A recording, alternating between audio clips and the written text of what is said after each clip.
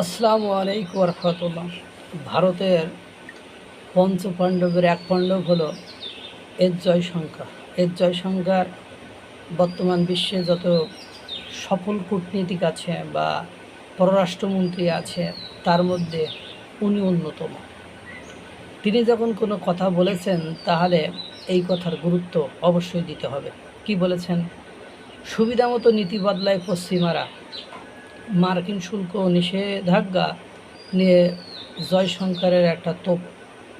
তিনি বলেছেন, ভারতের পররাষ্ট্রমন্ত্রী এস জয়শঙ্কর বলেছেন, মার্কিন নিষেধাজ্ঞা বা ছাড় যাই থাকুক না কেন, সে নিষেধাজ্ঞা থাকুক আর ছাড় থাকুক, যাই থাকুক না কেন, নিজেদের জ্বালানি নিরাপত্তার স্বার্থে রাশিয়ার কাছ থেকে তেল কেনা অব্যাহত রাখবে দিল্লি। তিনি বলেছেন কি, পশ্চিমা দেশগুলোর দ্বিমুখী নীতিরও তীব্র সমালোচনা করে রাশিয়া থেকে তেল কেনার পক্ষে সাফাই গিয়েছেন ভারতের পররাষ্ট্রমন্ত্রী এস জয়শঙ্কর। ফিনল্যান্ড সফরকালে বৃহস্পতিবার এক অনুষ্ঠানে রাশিয়ার তেলের উপর যুক্তরাষ্ট্রের ঘন ঘন নিষেধাজ্ঞা আরোপ এবং প্রত্যাহারের নীতির কঠোর সমালোচনা করেছেন তিনি। 2022 সালে ইউক্রেন যুদ্ধের জেরে রাশিয়ার উপর মার্কিন নিষেধাজ্ঞার মধ্যে তেলের দাম বেড়ে গেলে ভারত রুশ তেলের অন্যতম প্রধান ক্রেতা হয়ে ওঠে। ফিনল্যান্ডের কুলতারান্তায় আয়োজিত এক অনুষ্ঠানে জয়শঙ্কর বলেন, সে সময় জ্বালানি বাজার স্থিতিশীল রাখতে যুক্তরাষ্ট্র নিজেই ভারতকে রাশিয়ার কাছ থেকে তেল কিনতে বিশেষভাবে অনুরোধ করেছিল। ভারতের বিরুদ্ধে রাশিয়ার প্রতি অতিরিক্ত সহানুভূতিশীল এবং রুশ তেল কিনতে বেশি আগ্রহী হওয়ার অভিযোগ তোলেন এক সাংবাদিক। তার জবাবে ভারতীয় পররাষ্ট্রমন্ত্রী বলেন, আমরা মূলত দাম এবং সহজলভ্যতার উপর ভিত্তি করে এই তেল কিনি। জয়শঙ্কর বলেন, সে সময় বাজারে রাশিয়ার তেলই ছিল সহজলভ্য, কারণ ইউরোপীয় দেশগুলো মূলত পশ্চিম এশিয়ার তেল কিনে নিচ্ছিল, যা ছিল আমাদের ঐতিহ্যগত জ্বালানি উৎস। উদ্ভূত পরিস্থিতি আমাদের একটি নির্দিষ্ট দিকে ঠেলে দিয়েছিল।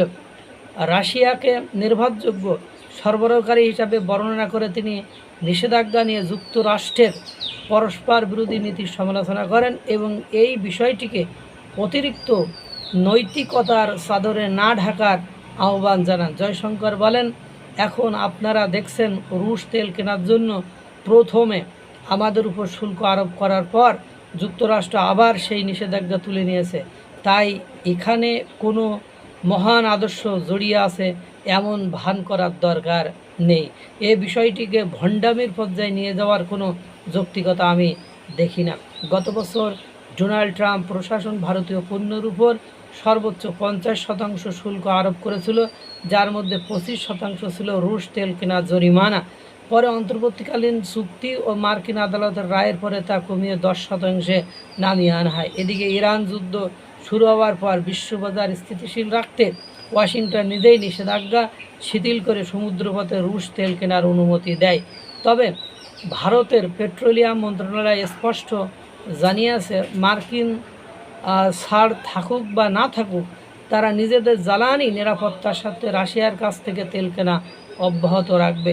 বিশ্বজুড়ে ঘটে দেওয়া বিভিন্ন ঘটনা নিয়ে ইউরোপীয় দেশগুলোর দ্বিমুখী নীতি নিয়ে প্রশ্ন তোলেন জয়শঙ্কর। তিনি বলেন, ইউরোপ এমন সব দেশের কাছে অস্ত্র বিক্রি করে যা ভারতের বিরুদ্ধে হামলায় ব্যবহৃত হয়, অথচ ভারতীয়রা কখনো ইউরোপের নিরাপত্তাকে বিপন্ন করার মতো কিছু করেনি।